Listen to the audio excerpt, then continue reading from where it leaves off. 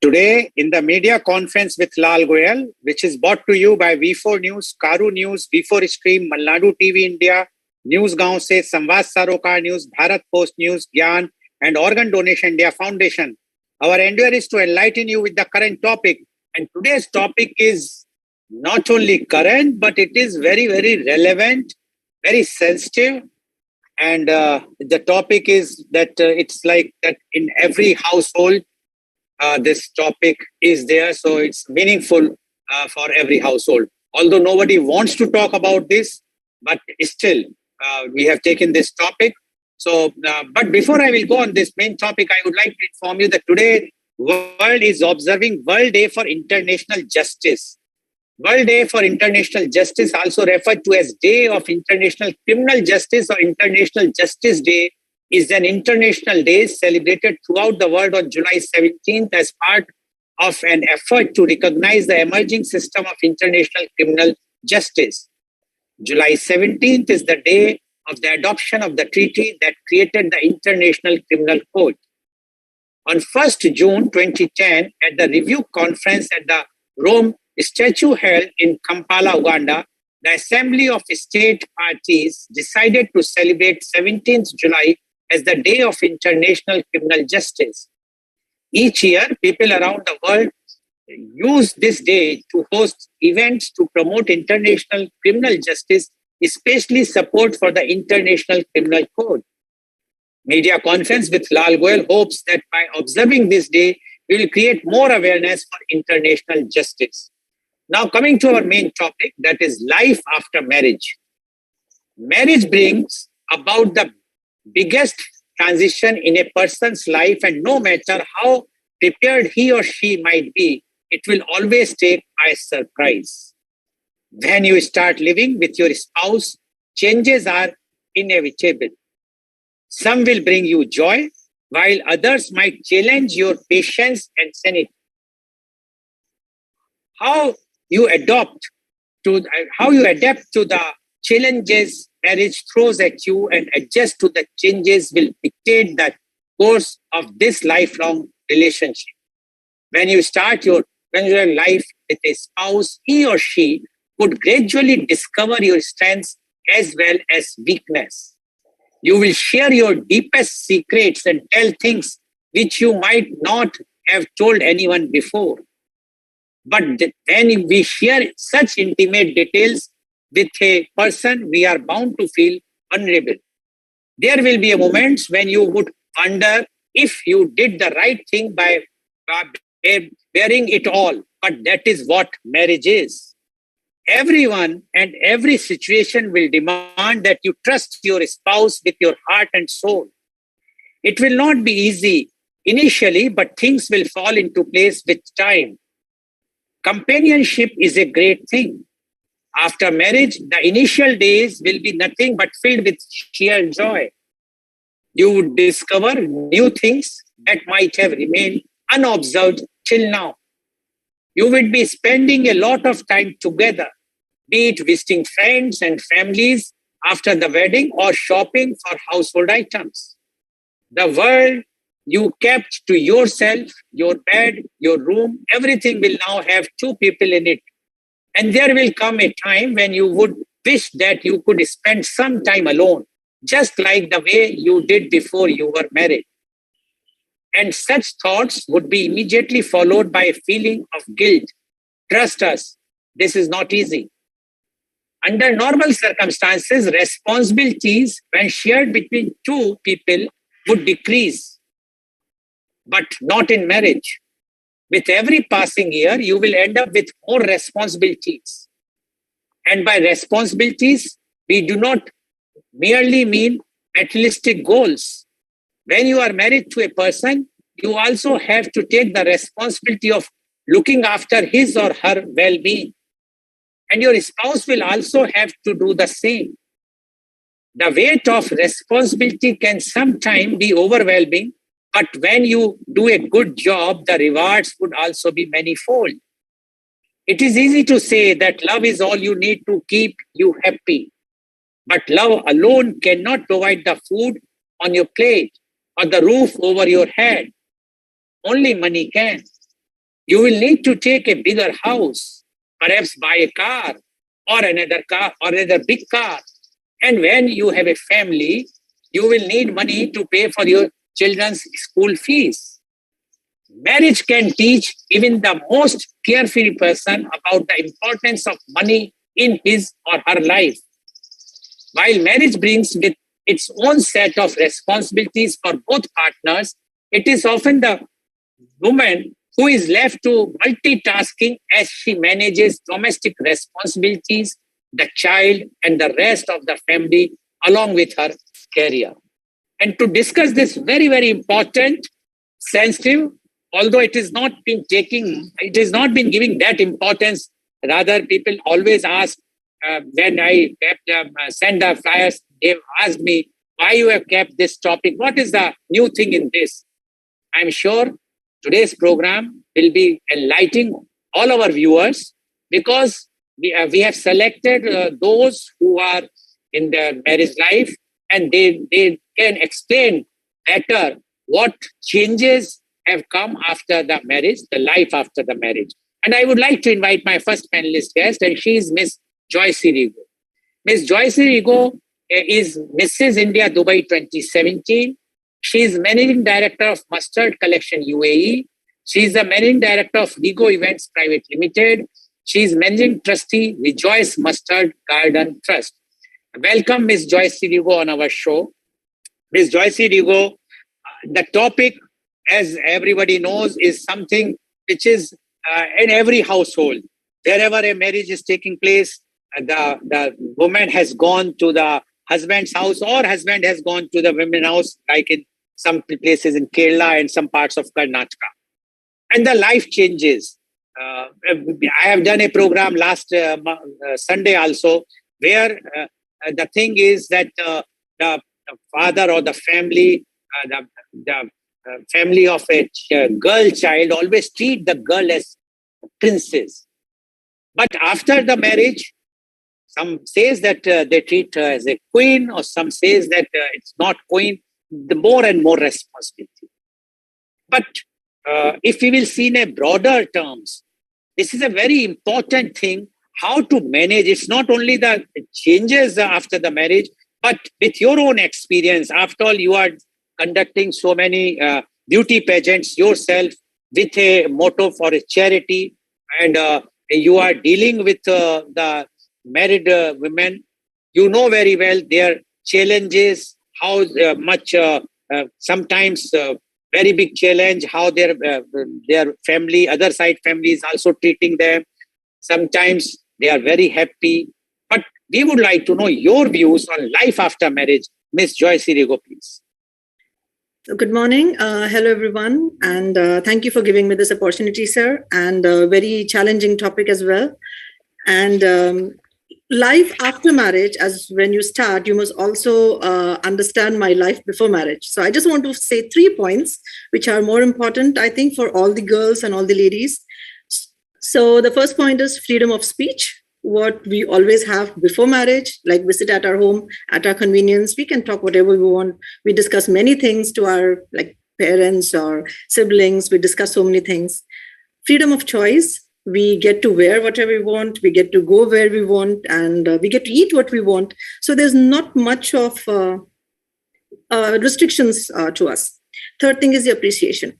Like when we are small, when we are girls, or when we are before marriage at home, whatever things we do, we get appreciated.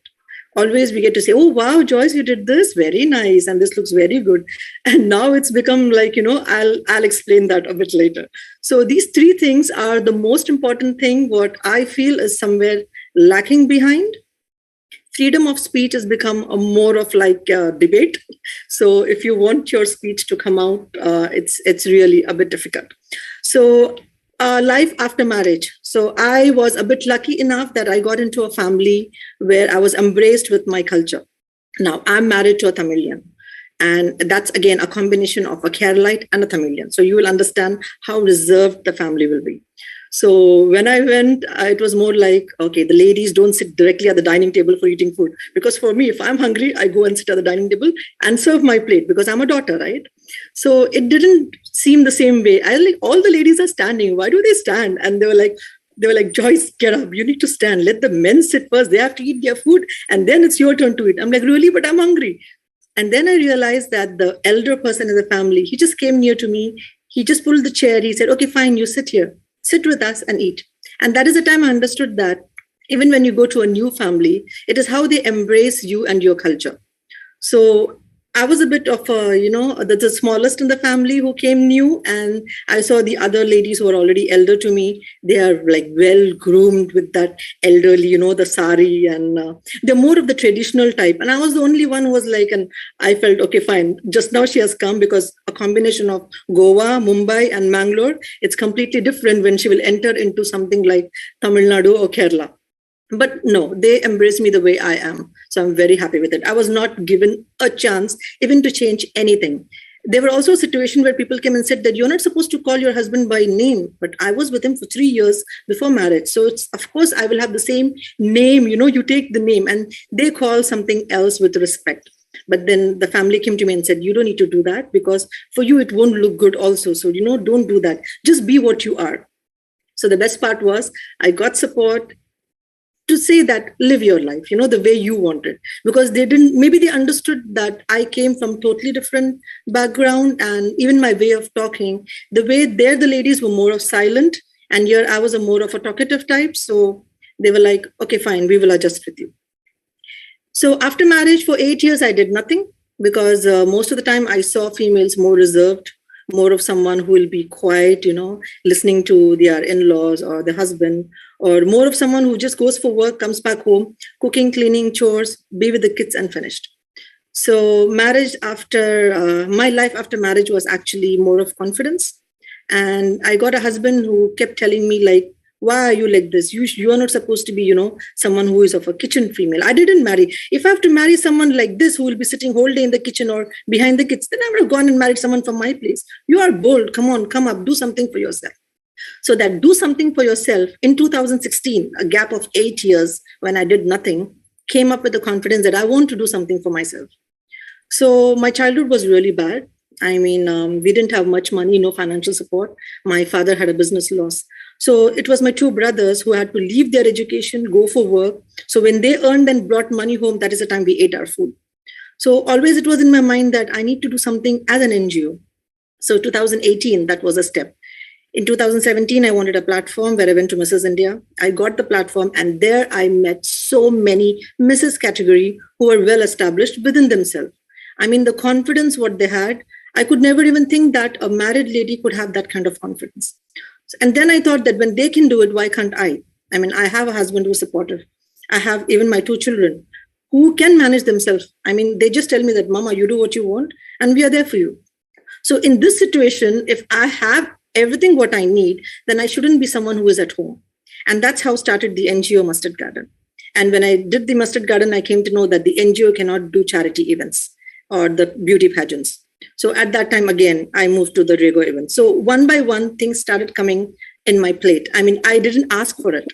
So I had the confidence that I can take it and I can do it. And I had my husband who was like, I will not be behind you. It's your thing. You want to do something. So you will write your own plan. You will do your own thing. So do something what you can do on your own and do only those things what you can do. Don't do something what is not in your plate. Why? Because you cannot go asking people for help because not everyone is there for you. You are, after all, alone. And you should know that there is someone who is with you and you can do your stuffs. So more of confidence. Now it's been 14 years of marriage. I'm really happy. Life is really growing. And moreover, my in-laws are not with me right now. They were with me before. So at that time, yes, it was more of I had to think what they will be thinking if I speak more, because like daughter and daughter-in-law is 2 different topics. Sometimes it happens that when I moved to my husband's home, my mother-in-law was the only girl and the second girl was me. So it happens, that when you go new, and she might think that, okay, fine, someone has come and who is, trying to control the home or trying to control the atmosphere. So it happens that a lot of times there will be talks back and forth. So these particular things also can be adjusted in friendship. So I had even her for a very little time with me, then she moved back to India. So things are fine. And now everything is, wherever I used the word freedom before, everything is like chopped off now. There is nothing called freedom, because everything we need to think. Freedom of speech is gone. Like, I need to think and speak what I'm going to speak. Why? Because the kids, they look at me. So the husband feels sometimes, oh no, you shouldn't have spoken this. Why did you say like this? And even when you find people outside, the relatives coming in, even they start poking or pointing, saying that, why did she say this? You shouldn't have said like this. So that freedom of what you have to say is actually controlled. Choice also, again, I can't wear things what I want. I have to go as per the family requirements. Sometimes we go on theme parties. So even if I like blue or red, if the other person comes up with, no, we are going to wear black today. Okay, fine. Forget about me, what I want. Let's go with the theme. So this is how we actually manage after marriage. And appreciation is something what you should not sit and wait for, because if you ask for it, it will be like, okay, it's nice. So it will not come directly from their side. So this is also one thing what we girls are, I think, after marriage used to it. And we are also happy about it. So we appreciate ourselves, because we ladies are like self-motivated. So it's fine. And everything is going good, sir. 14 years over and 17 years we know each other. So that's how my life is after marriage. Good going. It's only growing. I'm growing in confidence, more mature. Thank you. Thank you very much, Ms. Rigo. And we wish that it will continue not only for so many years, it should be for the lifelong. And but what Ms. Rigo has mentioned, although she wanted to be a bit diplomatic, one has to be diplomatic, but she has given a very clear message that the freedom of speech, freedom of choice, freedom of appreciation, everything, yes, what she was enjoying before marriage. And yes, there are definitely difference, but life is a dynamic thing. You have to change, you have to mold, and not only you have to mold your spouse also accordingly. And then only the life is better. But what Ms. Rigo has mentioned is that the culture, when there is a different culture, when you are coming from one culture to another culture, it's a very challenging thing, but sometimes very exciting and a very happy thing also. So which she is enjoying, and she is quite happy with her marriage. But only one more point which she has mentioned is that the way her husband encouraged her to come out with to do something with confidence, she has done. She has become so successful now, not only organizing the events, but now she is also doing the marketing for the Indian artisans, their products, which is a very much required today. So such type of activities is only possible when your spouse is giving you full support, your family is supporting. So I am sure that Ms. Rigo is not regretting her marriage, but rather she is quite happy, and she should be happy. And I am sure that today your program, which is going to be watched, or they might be watching your husband, your children, they will be very happy that you have given so much importance to them also. Thank you very much, Ms. Rigo. Now I would like to invite my next panelist guest, and she is Ms. Brinda Shine. Ms. Brinda Shine is the director of SNAP's Consolidated Column. She is PhD research scholar. She is URF Asian record holder. She is an educationist. She was awarded GMRAF Women Educationist Award, Teacher Excellence Award, ESN Best Teacher Guide Award, etc. She presented papers on mind mapping, infinite possibility, ability learning versus artificial learning, man and machines, technical skills, computers, web designing and programming, graphic designing, SOS, science of saving, rivalry against chivalry, comparative study on tuition centers, give women the hammer to break the glass ceiling, unfocused to improve focus, farming, the first appointed job of mankind, you are worth more than your waistline, etc. She holds certifications in ITA member foundation level, Cambridge University, INET Plus certified from Competia, Microsoft certified professional. She is member of International Association of Educators and Corporate Trainers. She has vast work experience in India, UAE, and China. Also managing Chef's Stop Group of hotels and resorts. Welcome, Ms. Brinda Shine, on our show.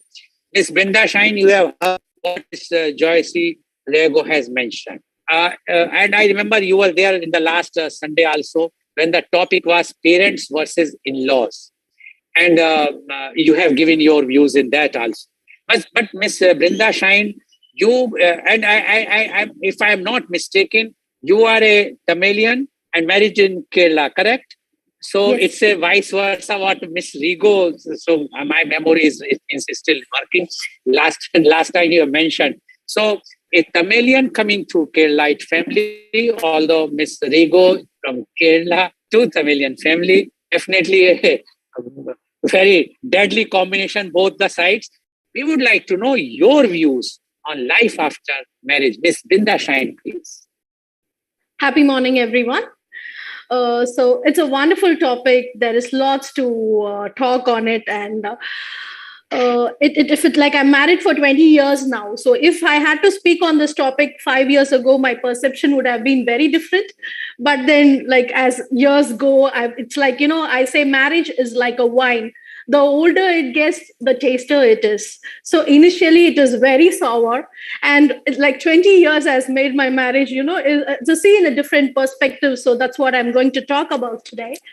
So we say that, marriages are made in heaven, and so is thunder and lightning. So marriage is like that, it is light, it is sound, it is, it is a combination of everything. Basically, it's nothing but taking up, the society has built it such a way that marriage means responsibility. It's like you're forming a new family, as in, you have your own, upbringing, you have your own responsibilities, which is very different, which is always focused, on you. It is me.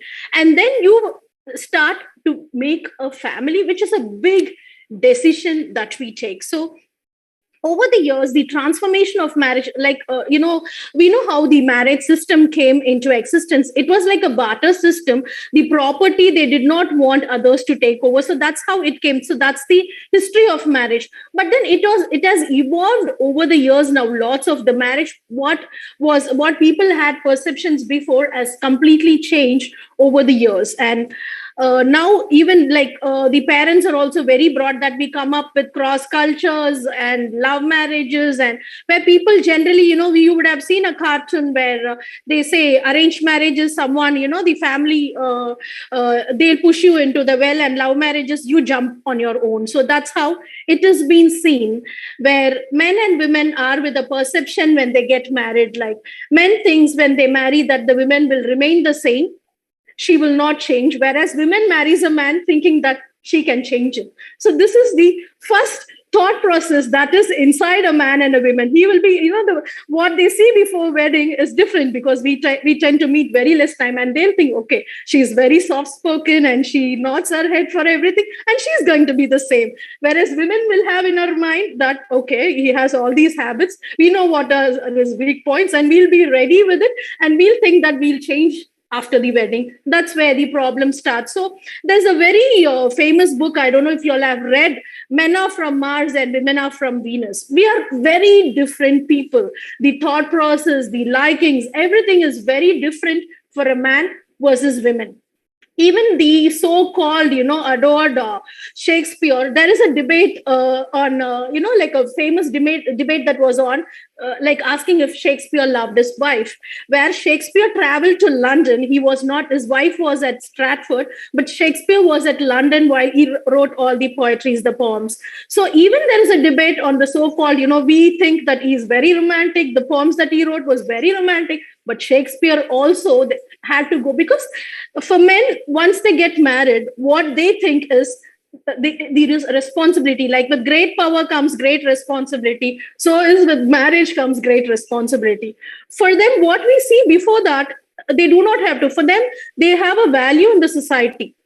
So they want to, for them, the first priority after the wedding, what comes is to earn for the family. That is the way they show love to their wife. They want their wife to keep their family comfortable. And for that, they start spending more time, like not everyone though, most of them. So there are exceptions always. So that's why they take over the rest. But for a woman, all what she needs is a complete attention. And that attention is never the same. Men are different, as we say. When we have a problem, we want someone to listen to us.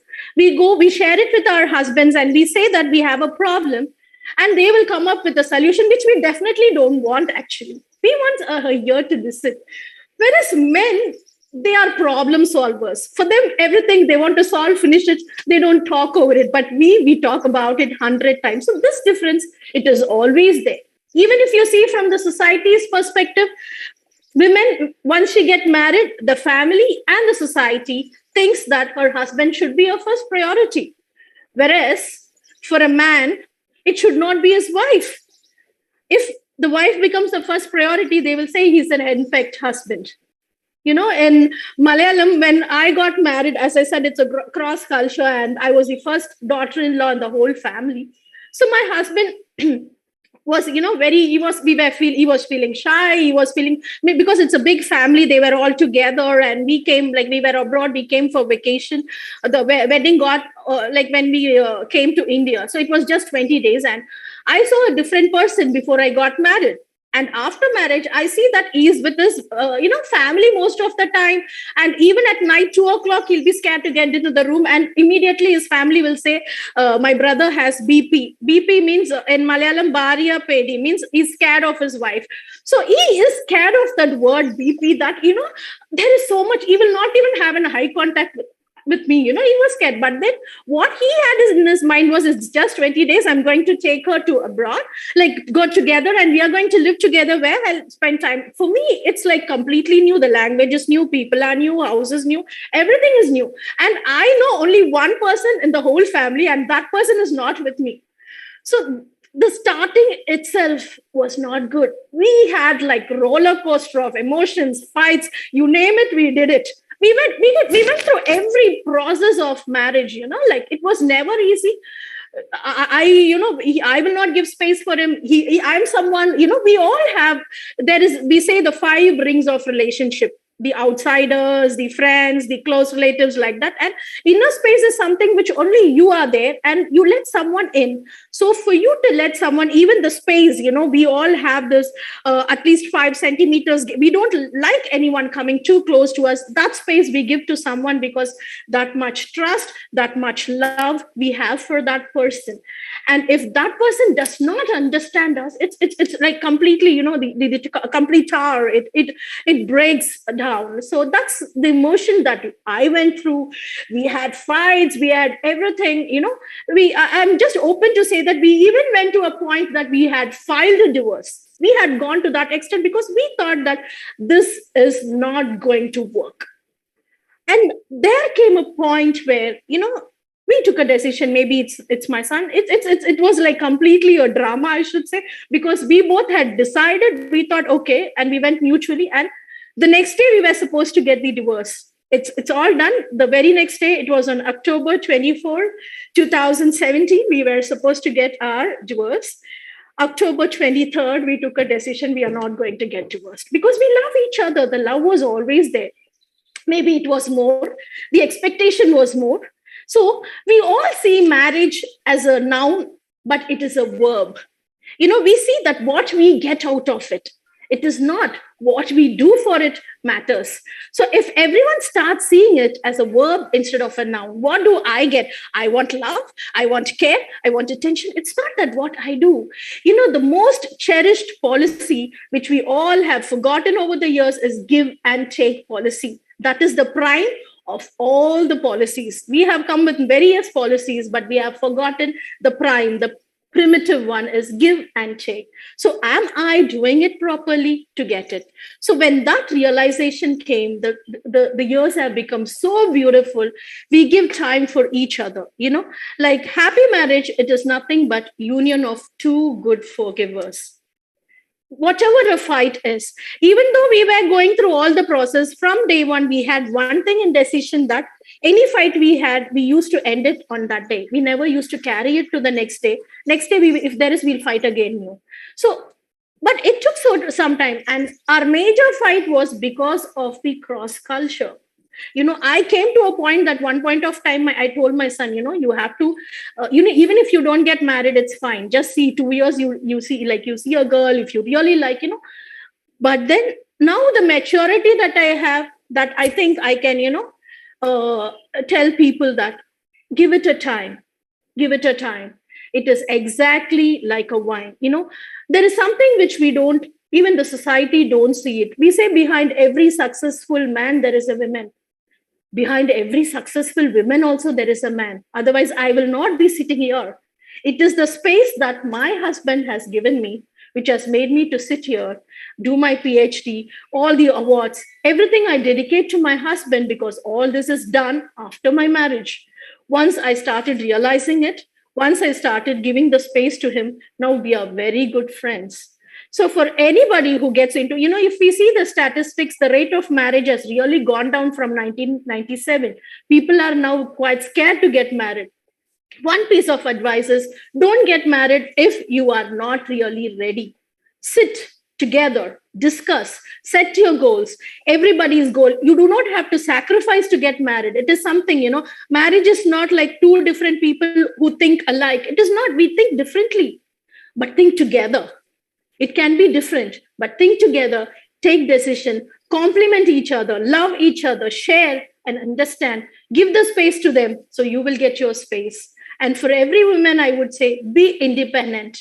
That's one thing that, more than beauty, more than, anything, what men adores is seeing his women being independent to do things. I think that's the most beautiful thing on earth for a woman, I would say. So thank you so much, sir. So I think I do not want to prolong it too much. So okay, thank you very much, Ms. Brinda Shine, for giving your views. And Ms. Brinda Shine says that woman is like a wine, or the marriage is like a wine. How the older wine is more tastier or better, more matured. Whether men also consider this or not, that is a different aspect. I think I should keep a program where I will only take the male participants, where they will give their views, whether they consider that women as a wine, older, better, or they consider them as a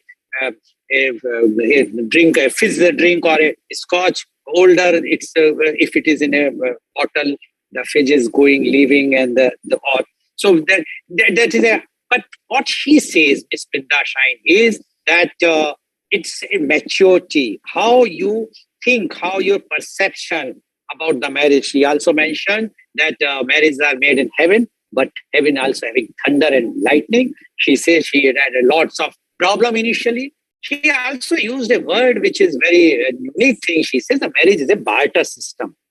And definitely, if it is a barter system where the people are coming together, someone is giving, they are sharing, means that someone is giving something to the other and the other is giving something to the other. So it's a barter system.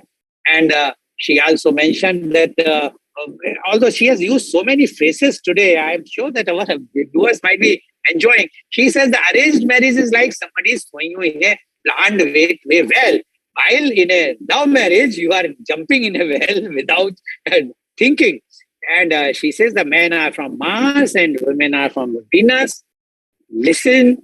According to her, one should listen to each other. The women at least want that they should be listened. The men should listen to them. Although the WhatsApp university, if you will go through it, it is always says that once a man married a woman, the whole life he has to listen. He can't even speak. It said WhatsApp is university's messages, which you might also be seeing. And but she has also have a good praise for a man. She says the man is a problem solver always. And she has used the word about BP in the Kerala, Malayalam.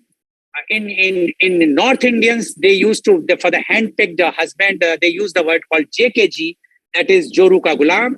So she says that if the husband and wife are together, the family feels sometimes, which she has her own experience, that it's a handpicked husband.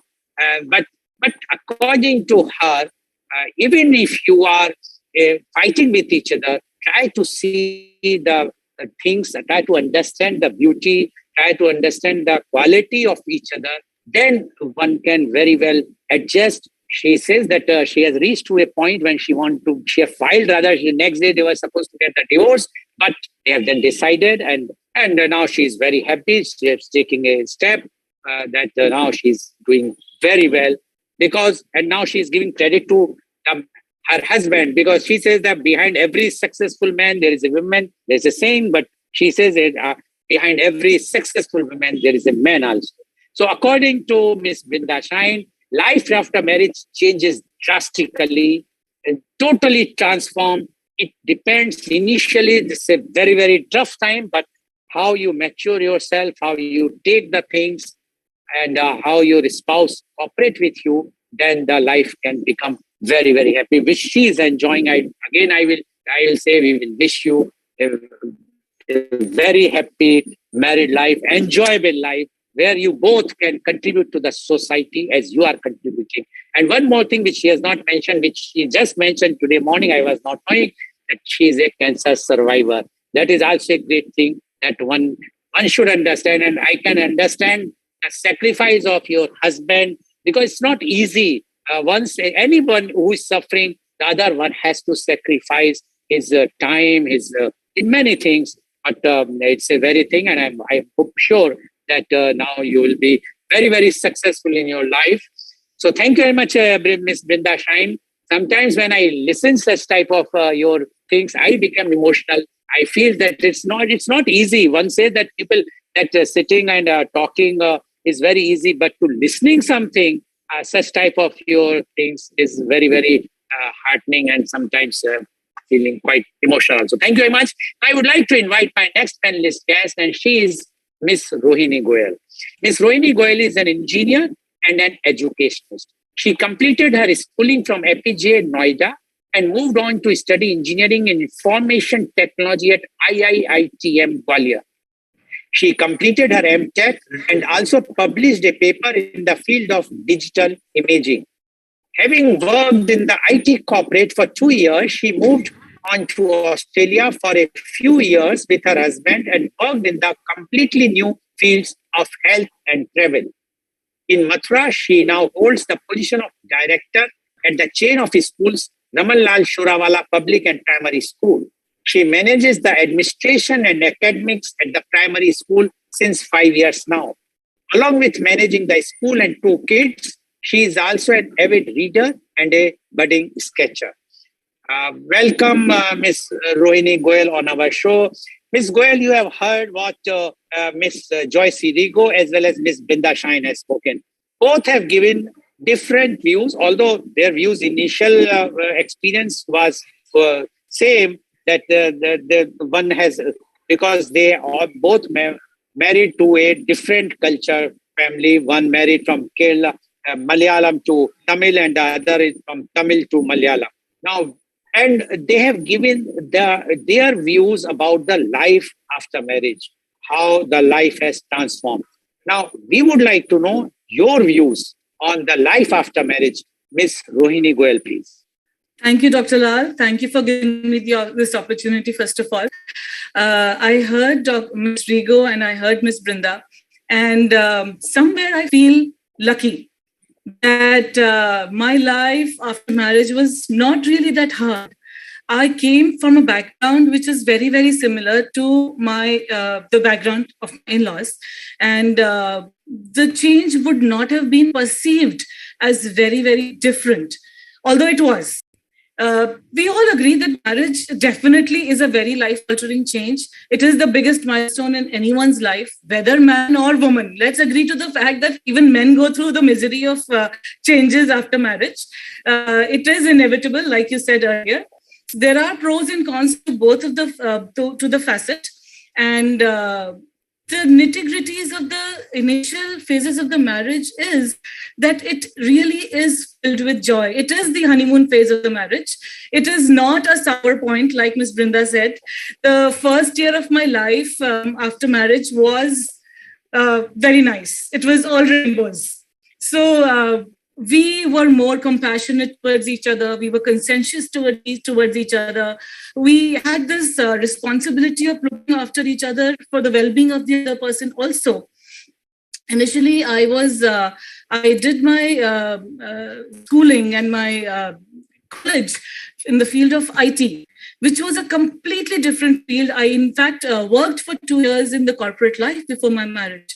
But after I got married, I was suddenly shifted from India to Australia without my in-laws, without anybody, just me and my husband. It was difficult from shifting from one place to another completely, but then we got down to it. I was made to work. I wouldn't say made to work. I opted to work, obviously, but it was in a very, very, very different field. We were exploring our options for business in travel industry, and shifting from IT completely to travel industry, learning the methods, how they do, what they do, only just so that we could settle up a business for my husband in a different country. I was ready to accept that challenge, and I did it. However, when it did not work, we came back to India, and yet again, I was plunged into a completely new field of education. My family is into education since a very long time now, and everybody promoted me. My in-laws, my husband's brother, his wife, everybody in the house, they promoted me and they said, you can do it, and why not do it? So yet again, I was completely immersed into a completely different field of education. I had no background towards it. I had my common sense to go for it, but I still did it. So that was the biggest change in my life that happened after marriage. I wouldn't say that it was a very, very difficult phase like Ms. Rigo went through and Ms. Brinda went through. I am very lucky. I'm considering myself very lucky because my in-laws were supporting me, my husband was supporting me, the rest of the family supported me towards all that. Nevertheless, my life is not all that rainbows also. The challenge that I face towards my husband and my family is I'm still expected to handle my children myself sometimes. This particular facet of everybody thinking that there are certain things that a woman is required to do by herself. Nevertheless, what you are doing, whether you are working, whether you are not working, that particular expectation towards women is where things seem a little unfair. So when it comes to managing your household, managing whether you are putting the towel onto the drying rack, you are, picking up the laundry for the rest of the house. Those smallest of the things are still expected out of the women, whereas this should be done by each and every person of the family. Handling of the children, feeding them is still my job. I have an ample number of help when it comes to cooking, when it comes to other smallest of the chores. Still, when it comes to taking care of the children, I'm still the only one being a mother. So that is where I faced one of the most important challenges. Nevertheless, if we think about responsibilities, whether they are shared by two people or not, marriage definitely increases the responsibilities. It never decreases. Money is definitely an important part, and I am lucky to be in a family where it is not a problem. We share the successes in the family together. My successes and failures are the family's successes and failures. The money that I grow is for the family. The money that the family grows is for me. So there, it's not that big of a problem. Still, this weight of the responsibility for the whole family and for the children is sometimes overwhelming because it is for my husband as well and for me as well. So if we say that the man is required to really take care of the family and to earn the money that the family needs, the children need. Here, I'm lucky to say that I also take part in the same process. I am equally responsible to make that money for my children and make the family grow in that matter. I'm lucky to have in-laws who support me in whatever I do. They gave me the platform to work where I am to get today. And I hope that in the coming future, I grow that platform. I grow myself in terms of learning how to make this particular organization as big as it can be in Mathura. And I thank my family really from my heart that they can do this for me. It is heartwarming to see what Miss Joyce has gone through, what Miss Brinda has gone through. But really, it is my God said for me that I belong to this life where it is not very difficult. The life is not very changing for me, and I'm very happy. So thank you, everyone. Thank you for listening to what I had to say and my thoughts. The positive approach to life that I could have adopted, I did adopt with the changes that I felt in my career. And that is what my advice to everybody would also be.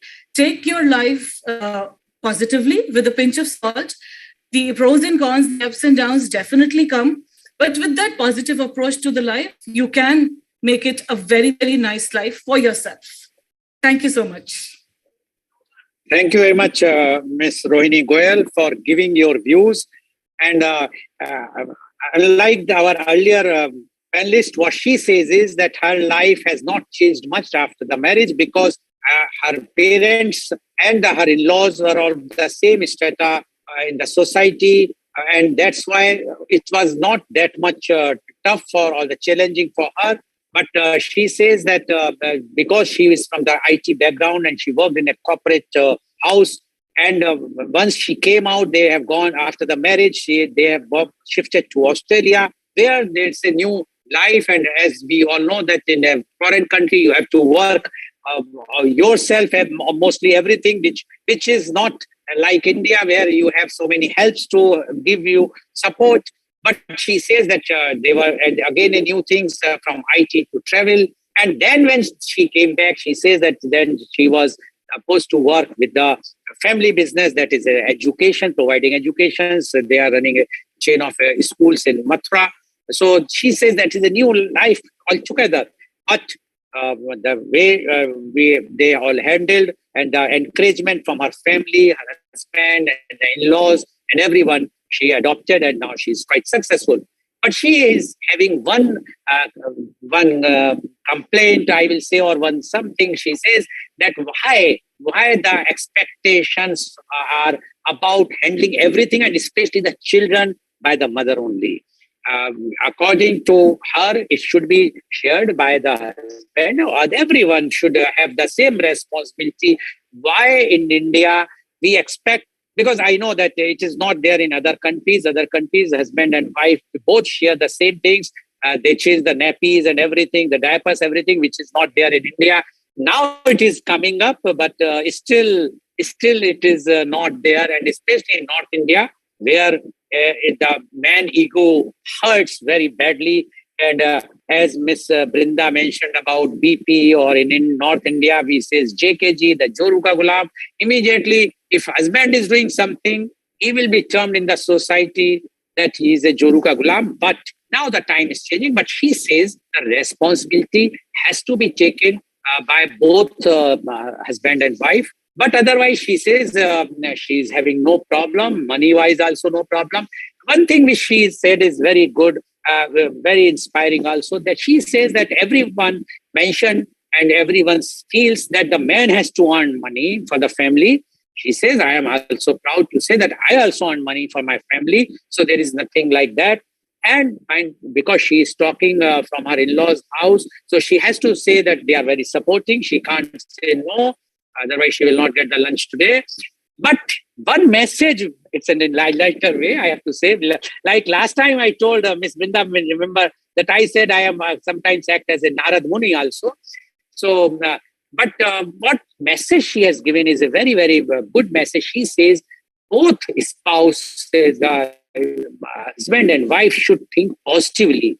If you are positive in your approach, then the marriage is going to be a very, very successful thing and you will enjoy it. So that is an approach which Ms. Rohini Goel is. Thank you very much, Ms. Rohini Goel, for giving your views. And I wish that this approach of positivity will continue. And now your in-laws and your husband will also take responsibility of your children. So by this way, you have made me a medium to pass the message to your in-laws and to your husband that they should also handle your children. And it is not only for them. I think all the husbands should take a message that why only the wife should take the responsibility. Thank you very much. Now I would like to invite my last but not the least panelist of our program today, and she is Miss Shriti Prasad. Ms. Shriti Prasad is MBA and MA Economics. She is presently teaching in Paloti School and Junior College, Nagpur for last 7 years. Ms. Shriti Prasad, you have heard all our earlier panelists, Ms. Rigo, Joyce, Ms. Brinda Shine, as well as Ms. Rohini Goel. Now, we would like to know, because they have given their views, different views, intercaste marriage, but same marriage, also similar, this thing like Ms. Rohini Goel mentioned. There are challenges, they are happy married life also, and whatnot. We would like to know from you, your views on life after marriage, Ms. Shriti Prasad. Good morning to all of you. Good morning, sir, for giving me this opportunity. I'm so thankful. See, life is not a bed of roses for any one of us before marriage or even after marriage. Things don't change much when you take control of the things. Now, if you talk about my marriage, it was purely arranged. We met through one of the matrimonial site, and even my life changed after the marriage as I settled down from a working professional to a housewife for around 7 years. Then that was the time when I enjoyed my motherhood, taking care of my children. That was the time when I enjoyed taking best care of me and my children. That was the time when I utilized this for enhancing my skills and my education. So my time pass was good. Yes, I got all the support from my in-laws, parents, and husband. So what I believe is that commitment, affection, and appreciation all should come from both the side. When it is coming from both the side, things wonder. Now, there are so many positive things of a marriage. First of all, you get a companionship. So I am not talking only about the physical union. This is also spiritual and emotional. Then secondly, you feel more settled. As in my case, I feel so settled that yes, now I am married. So I can lead my life according to my wish and desire. So my life was not a kind of life which I heard from Joyce ma'am and Brinda ma'am, not like that. Mine was a little good. But yes, you face restrictions, you face difference of opinion, then you face so many difficulties. There are n number of responsibilities that comes to your shoulder. That is there. But what I say is कि विवाह का मतलब एक जैसा सोचना नहीं होता, इसका मतलब एक साथ सोचना होता है. तो हम एक साथ सोच रहे थे. So that is why the things went little smoothly. Now I want to tell you a story. This is a story of Devi Parvati and Lord Shiva. You all know that Devi Parvati was the daughter of Himalaya, King Himalaya. And he was not in favor of this marriage, as Lord Shiva did not have so much of things. I mean, so much luxurious things, so much materialistic thing. He was simply a god who was living on mountains, and he had a tough life. So he was not ready. But one day, Devi Parvati ran away. And then she started searching Shiva.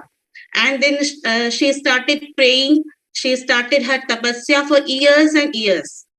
Then after a long time, finally Lord Shiva met to Parvati, asked her wish, judged her maybe during this time she is ready for the marriage and ready for the changes which she has to face after marriage. And finally, both were married, and we all Hindu ladies pray them as a couple. We pray them just because they are the symbol of good life, good married life.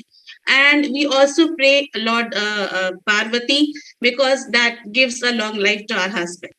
So see, if you are ready for the marriage, like in Christianity also, there is some kind of counseling done to both the person before marriage. They are being called in the church and the counseling is done. Buddhism also believe that even if they are not getting married, but if they want to live as a cohabitant, then also it will do. So if you are religiously ready, if you are mentally ready, if you are emotionally ready to take up the challenges, your life after marriage will go smooth. And if you ask me, there are compromises which you do in every relation. Forget about your husband. In every relation, you have to face this kind of compromises, this kind of challenges. You adjust, and the opposite person also adjusts. This is not the adjustment you do only in the family. This is the adjustment the whole family does. So if it is going into a positive directions, then your life after marriage will be happy. Otherwise, if it is not going so smooth as Brinda ma'am said, I was totally surprised and shocked too. Then you really need to sit together as they did, and finally you will come up with the problem. You'll find a good solution. So marriages need to take place because this is what our Vedic culture says. You have to be in Grihastha ashram. So when you have to be in that Grihastha ashram, please make it happy and peaceful, and it should come from both the parties. Yes, women adjust more, not only in your culture, in my culture. It goes on into the different cultures across the world. So women adjust more. I do agree. But I expect now male should also adjust so that marriages should lead to a good marriage, not to a divorce, as the divorce rate is increasing too much. This is my suggestion to the couples. Thank you so much. Thank you very much, Ms. Shriti Prasad, for giving your views. And she says that before marriage or after marriage, life is not a bed of roses. One has to face it. And it makes hardly any difference whether it's before marriage or after marriage. But she says that her own thing, that she enjoyed the motherhood for 7 years, then she's working. But she says that she has given about the philosophy of marriage. She says that one should be spiritual, one should understand before going, either if it's a arranged marriage also, she says one should know marriage or not. And according to her, for all relations, the compromises are there. If anybody says there is no compromise, it's wrong. In all relationships, not only between husband and wife, but in all other relationships also. And but she says, although the women adjust more across the religions, across the demographic, anywhere in the world, but according to her, the time is changing. One should understand both spouse, the person, man and woman, both should adjust themselves. Then only the life will be happy. And she has narrated the story of Lord Shiva and Parvati, goddess Parvati, how they have married. Before that, how much she has spent time for doing tapasya and puja. And she says that we all pray to them. We want that their life of a husband-wife should be like Lord Shiva and goddess Parvati. Thank you very much, Ms. Shriti Prasad, for giving your views. And I'm sure that our viewers who are watching our show, they understood one thing. They might have understood one thing, that all our panelists, they have faced some challenges also, but they have overcome by adjusting themselves. But now I am in the next round. I have to ask the questions, and definitely somewhat might be some questions might be uncomfortable. But my role, I want that the viewers should get the reality, not only the things which we talk theoretically. We have to be very, very practical. So now my first question goes to Ms. Joyce. You have mentioned about your life. I would like to know, but I want a frank and straight answer. from my questions, so that let the people should know. If you would have not married, then also you would have been so much successful as you are today, or not? And the reason for that, Miss Joyce Sivi. No, I don't think I would have been so successful what I'm now. Why? Because a lot of changes which came after being a wife, a mother. So the Mrs. category which I'm in right now, that is what has brought success to me. It is. I don't think I would have done that if I would have been in my own family. So Miss Rigo, you mean to say the happiness which you would have got in your own family, you are not going to get. You now which you are getting, you will not get in your parents' family. You want to say this, Miss Rigo? No, the maturity which has come after getting married, that same maturity was not there when I'm with my parents, because I'm more, as you said, like a princess. And I was getting, or sitting and talking whatever I want. I have my two brothers above me who gave me all the privilege and who gave me whatever I want. Actually, I just need to tell them that bro, I think I need this, and the next moment they will do hook and they will give it to me. I'm so sorry for the pets noise. No, we understand, but our program is pet friendly, so no problem. Please go ahead. With brothers and my parents, I don't think I would have been so mature. So right now with my husband and children and a different culture, as what I told already, all these things have actually groomed me to come to this level. So I agree that. Thank you very much, Ms. Rigo. Okay, thank you. Now my question goes to Ms. Brinda Shine. The same question to you. You have mentioned that how much challenging initial phase of your marriage.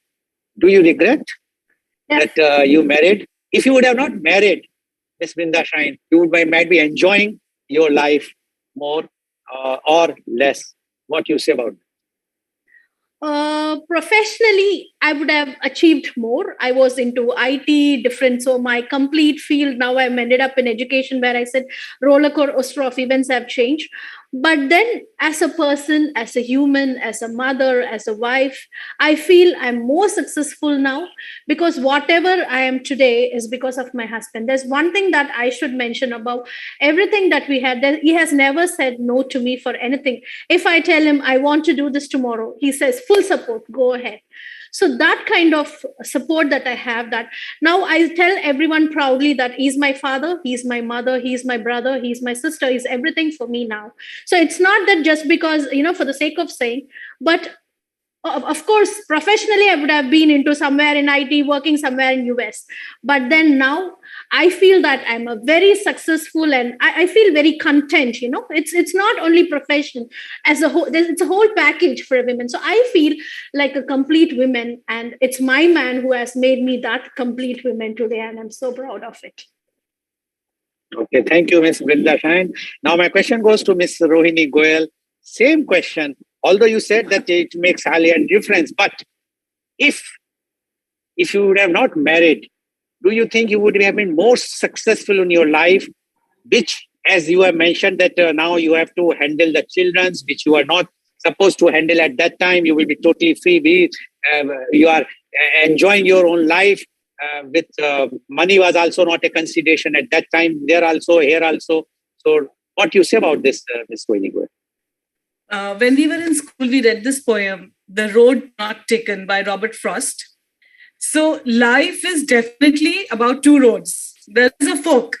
You have to choose one life. Today, I chose the life after marriage. If I had not married, the life would definitely would have been different. But like I said, I have an approach towards career which is very dynamic. I can work in a different field, completely different to what I have already studied. And it would have been the same if I had not married. So I would probably have been successful even then if I had worked equally hard as I'm working now. So yet again, I say that life would not have been very different. The challenges are there. Responsibilities definitely change. If I had not married, the responsibilities would have been probably different, but the road also would have been completely different also. Thank you. Okay, thank you, Ms. Goel. Now my question goes to Ms. Shriti Prasad. The same question, although you said that it's an arranged marriage, if it were not been, do you think you will be more successful than now? What you say about Ms. Shriti Prasad, although your views are about Lord Shiva as well as Goddess Parvati, but if you would have not married, you would have been more successful, or now you are more successful? Ms. Shriti Prasad. See, if you ask professionally, I would have been more successful, no doubt, because I would not be giving my time and energy to something else. So I would have been professionally much, much more than what I am. But in that case, I would have been remain as Papa ki pari, knowing nothing. So now, whatever growth I have seen in my life, both personally and emotionally, I know what is management, as I do good into kitchen management, managing my children, managing my time with the family members, and so many other things. The way I have got matured, this would I would have not been getting if I would have been into a no marriage status. So my marital status would have remained as single. My friends would have got married. So I would always remain as single or alone, even in that group. So it's good that I'm married and now growing into all respect in all aspects. Thank you. Okay, thank you, Ms. Shriti Prasad. So all the four participants, our panelists said that it's a good decision they have taken to marry. All the best to you all. Now my next question goes to Ms. Rigo. Ms. Rigo, do you think life change after marriage is the changes are mainly for the women, not for or it is also for men, for whom the life changes more, women or men, and the reason? Sir, I think it's the man. Why? Because the person whom I met before marriage and until the day of marriage, what I know, and the person whom I'm seeing now, it's completely different. Sometimes I feel, is that a stranger whom I'm staying with? Because someone who was more into his own life, his own things, and he used to think more about, himself, how he needs to grow, or his personality development, or his work related, or how much money he has to make, and what savings he should have. All these things. After marriage, I see it's completely different. Even there used to be time that we used to be out till morning. We used to roam around. And, once marriage came up, he's like, no, go fast to sleep. And you're not supposed to be awake like this. And you need to have your proper sleep, your health issues. And I look at a different person, actually. And it's not like I feel I'm still the same. And I can see a big change on the other side. So he is more of settled and he's more of supportive, and he also pushes me for these kind of things. Now, see, even if I'm talking to you right now, there is on the other side things are taken care of. So maybe this kind of things, being a female, I wouldn't have thought so much how much he thinks about me. So the bigger change I can see on his side. So I don't know in general how it is, but I'm sure that I'm sure the men who are listening to today's program might be quite happy, because always it is said in our customs, this society, this says that the woman has to sacrifice and they are the only, but what you are saying is totally different, that the man has to sacrifice more. And as per the Ms. Brinda's language, I will say that he might have become a BP, or in our language in North India, it's called 𝐂𝐀𝐑𝐔. But anyway, it's a good thing that you have felt the agony or pain of a man also. Thank you very much. Now my the same question goes to Ms. Darshain. What you say about it? Who compromise, or whose life is transformed more, a man or a woman? After Definitely. As a person and the society, I would say it is the women, sir. That is the hard truth of it, because we get completely, if you look at me, I'm a very different person. And if I work in a school, I see teachers, I run restaurants, I see my staff. So it is definitely the women. Maybe men change for 25%, but then for them, I to become we also takes time. For me, when I got married, I don't speak a single sentence in Malayalam. I had a neighbor who was a Malayali, so just to avoid her, I used to take a big round and come because I did not want to speak that language. But then now I converse completely in Malayalam. I think even now I think in Malayalam. I think that's the over the years. And if you see my husband, he can speak, but then it will be more of Malayalam than Tamils, where I completely converse. So my life has completely changed. So is many women, the way we dress, the way we, even the shade of my lipstick till the bindi that I keep, everything is, we change. It is not by force, but, for a person who likes it more, for some it is force, and for some it is love, and for some it is sacrifice. And generally, when I see the society, it is the women who makes the more changes, right from the house, the language, the food, than the men. That's my perception. Okay, thank you, Ms. Brinda Shine. You have given a totally different view than Ms. Rigo, and views according to Ms. Shine that the woman has to sacrifice more or compromise more or change more than and according to you, the language also you have mentioned very clearly. Yes, this is your view. Let's see the other two panelists, what they say. So now my question goes to Ms. Rohini Goel. Do you think the woman has to compromise more, or the man has to compromise or the transform more after the marriage? And especially in your case. Well, any person added to any person's life, changes has to ensue. So whether it is a man going to a woman's house or a woman coming onto a man's house, the change is definitely felt on both sides. Definitely. Nevertheless, this particular simple facet of moving from one place to this one house to the other house definitely adds a bit more of challenge towards the woman's life when they have to shift to a completely new house with completely different people. Nevertheless, this problem, the rest of the problem is, I think, equal with men. The facet might be different. The women undergo a different kind of problem set, whereas the men undergo a different kind of problem set. But the problems are definitely the same. The notch is definitely the same. Yes. Okay, thank you, Ms. Rohini Goel. You have given a very balanced view. It's somewhat from Ms. Rigo and also from Ms. Binda that according to you, yes, it's definitely because especially those society where the girl has to go to the husband's house, there is a lots of changes which a husband is not understanding. But the freedom of the man or the boy is also be curtailed because earlier he was enjoying the entire room of his own, but now one has to share the room and all those things. So what Ms. Goel has mentioned is the balanced view, but according to her, in one way the woman has to compromise more because she has to come from one house to the other house. Thank you very much. Now, same question goes to Ms. Shriti Prasad. Who is compromising or who is adjusting or who is transforming more after marriage, men or women? Statistically speaking, it's women. Now it starts from your change of surname to change of your house, then juggling between your household work and office job, and then asking your husband to please come, we want to have a happy family selfie. From there to everything, there is adjustment more done by women. So it's not about the one who all are present here. It's about the many families which come from rural sector of our country to many families where there is a less literacy level among the in-laws and parents. Everywhere, women are those who adjust more to keep their family safe, to keep their marriage alive. Thank you very much, Ms. Shriti Prasad. Yes, you have touched a very important thing that we have to consider the rural area or the those illiterate families and the very strict in-laws, how they behave with the daughter-in-law. And so there definitely the woman has to compromise.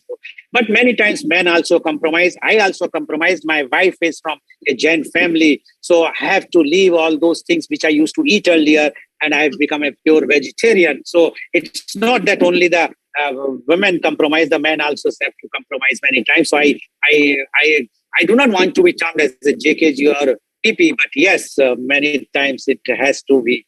Thank you very much. Now, my next round of the question. The question goes to Ms. Rigo.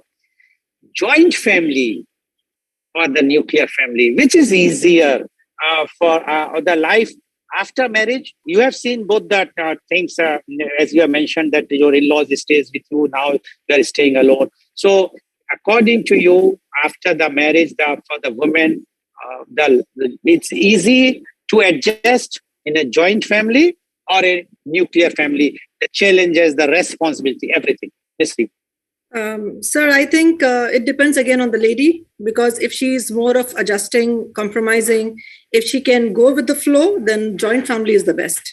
But if she's someone who has her own views, she has a particular way of style of living, or she wants a kind of life what she has to live, then I think she has to be in a nuclear family. For me, I love to be in a joint family. As you know, I told you, I love talking, I love mingling. And this particular family, what I went to, my in-laws or the relatives, they embraced the culture as it is. Because as I said, Bombay, Bangalore, and Goa, I'm a combination of 3 places. So it's completely different in Kerala and Tamil Nadu.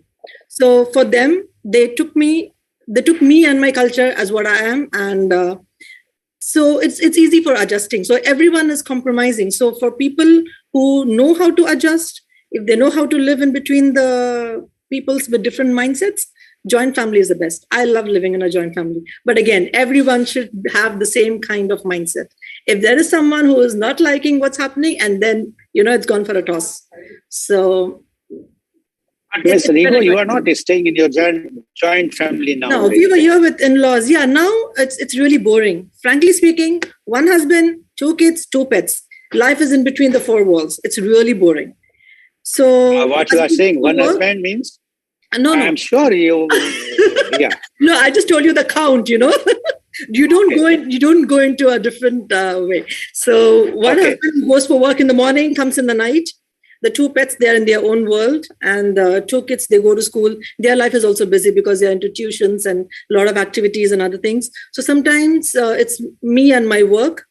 I also feel, lonely. So I just sit and think, I wish someone would be at home. Maybe a father-in-law or a mother-in-law, sister-in-law, even if it fights, no problem. So. Okay, thank you very much, Ms. Rigo. Same question to Ms. Brinda Shine. Ms. Brinda Shine, joint family or nuclear family? Definitely joint family, because I got married to my husband looking at his family more than him. Because I was born up, like my parents are cross culture, and so my mom, she did not have relatives from her side. It was 1970s great love marriage, so we did not have much of relatives. And when my husband was talking about his family, how they are and all that, so that's what got me interested, like to get into even making a big decision of getting into Kerala. And so, but then we had lived most of nuclear life because we were abroad and the family was in India. So that, see, sometimes we feel that we get more privacy being in nuclear family as an husband and wife. But one thing is when it is a family, the elders are there. They are more mature than us when we start our family. So their advice or, that really plays a big way. So I would definitely say that my life would have been very different. Unfortunately, my in-laws are no more. But for me, they were too good. I used to tell my husband that I loved my mother-in-law more than I love him, because that's what she was for me. I was very much blessed to have a wonderful mother-in-law. And she is one of the reasons for making my marriage so successful, because I did not want her to feel bad. So I would definitely say I always recommend joint family over nuclear family. Okay, thank you very much. Now, my question goes to Ms. Rohini Goel. It's a difficult question for her to reply because she is in a joint family. But the question is similar. Same question, joint family or nuclear family. You have been to in a nuclear family initially. You had been at Australia, where you both were staying. Challenges, both the places. Which one you think it is better for a woman? I think grass is always greener on the other side. Nevertheless, with a joint family, I have learned, Hindi की वो कहावत है, जितने बर्तन होंगे उतने बजेंगे. So I have learned self-control. I have learned to compromise. I've learned to bite my tongue at various times. I've also learned to be forgiving. I have also learned how to stop arguments, how to sometimes even prevent them, which I would have never learned in a nuclear family, probably. With the nuclear family situation, definitely the privacy is there. You have more freedom to work, do what you want, and come and go how you want. But with joint family, also, I've experienced the same thing. We go to wherever you want, at whatever time we want. We eat what we want. So it is about how free you become with your in-laws and how much freedom they also give you to experience your life choices when you are living in that kind of situation. So challenging wise, definitely joint family is challenging because you have to face different people with different opinions and then live with them also at the same time. So joint family is definitely more challenging. Nevertheless, it is a different experience and a good experience also in itself. Yeah, but the initial phrase which you have used, the grass is greener, the other side, gives you the reply. I'm sure your in-laws would have got the message if what you want to say. Anyway, thank you very much. Now the same question goes to Ms. Preeti Prashad. Ms. Preeti, what you say about the joint family or the nuclear family for a woman? We always join family through more challenges. This is very much true. But this is not only about thinking about ourselves. If you think with respect to your children, then joint family is the big support. From there, you get so many sanskara in the family. Secondly, they take best care of your children. So if you see in that perspective, it is good. Again, you want your children to learn sharing. Then for that also they imbibe so many good values and moral values in the family. So I respect joint families, though it comes with challenges. It comes with so many adjustments. Like you don't get much freedom. You don't have freedom always to do whatever you want to. So there, if you put some self-control, it goes on nicely. Okay, thank you very much. Although whatsoever we have seen in the movies, Lalita Pawar and Bindu, Shashikala, you are saying all are different because there the Saas role is always there, and always there is a tough time between Saas and Bahu and Nanad and Bhojai. So anyway, it's a good thing that you are saying about joint family, although the data are very different in India.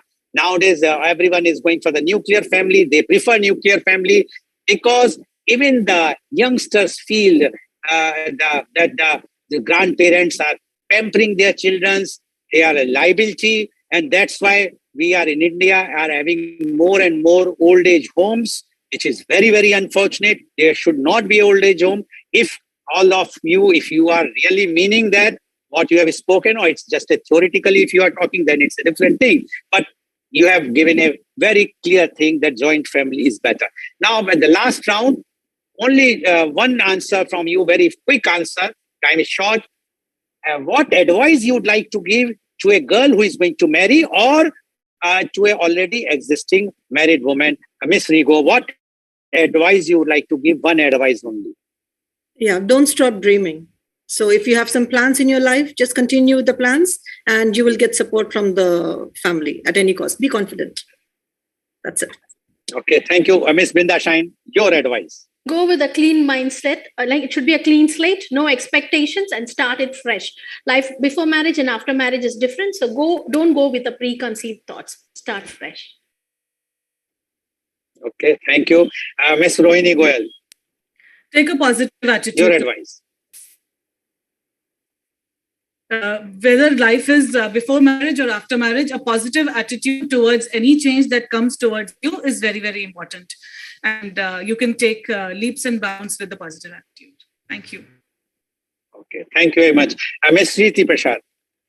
First of all, sit, think, rethink, and when you are prepared, then only go for marriage. Okay, thank you very much. So, viewers, you have seen today, 4 married ladies have given their views about life after marriage. And they are all of the same view. In one way, they say that it is only possible if you have a positive views, if you are less expectations, and if you are ready to adjust yourself as well as the spouse also adjust. Then the married life is going to long lasting and very happy married life. Although in India, the story is a bit different because many houses, they are not understanding. They consider a daughter-in-law in a different way. Similarly, daughter-in-law sometimes feel that she is having more hold on the husband. She should understand that after all, the husband has spent 25 or 30 years in a family. If she has to adjust there and try to mold them accordingly. So both life changes after the marriage. They all agree, but it all depends how you take it and how you want to go ahead. Only my request to everyone is, whether you are in-laws, whether you are a daughter-in-law or a son-in-law or a son, please adjust yourselves. Time has changed. Try to see to it that the new generation which is going to come, they will be affected if we will not adjust ourselves, if they will see the fights going on, if they will see that there is no adjustments between the in-laws, the grandparents and the parents, then they will also follow the same thing. So if we want our society, if we want our future generation to be there to build our country, a big, good country, a Vishguru, then the responsibility lies with both husband and wife to see to it that they will adjust accordingly, sit together, wherever the differences, try to solve the differences so that the new generation will be very happy, so that tomorrow the marriage institution will continue, as one of the panelists says, that we pray to the Lord Shiva and Parvati. So our new generation should also have those sanskars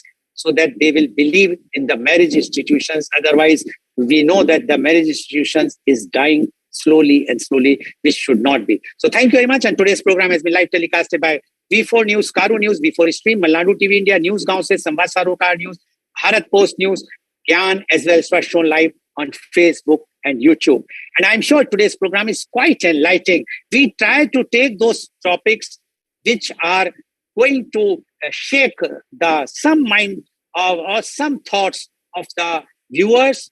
If you like our programs, please write to us on any of the channels, mention about what you think, or if you have any topic which you want to suggest, please send on those channels or WhatsApp me.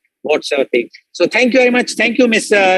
Joyce Rigo, for giving your views. Thank you very much, Ms. Brinda Shine. Thank you, Ms. Rohini Goel. And thank you, Ms. Shriti Prasad, for giving your views. And I'm sure today you all will have a very good, happy Sunday, good lunch prepared by your in-laws, because you have praised them. And this is the life that there should be a happy life. Whether you are in a joint family or in a nuclear family, one has to be like this. So thank you very much. And thank you all the viewers for watching our show. Thank you very much.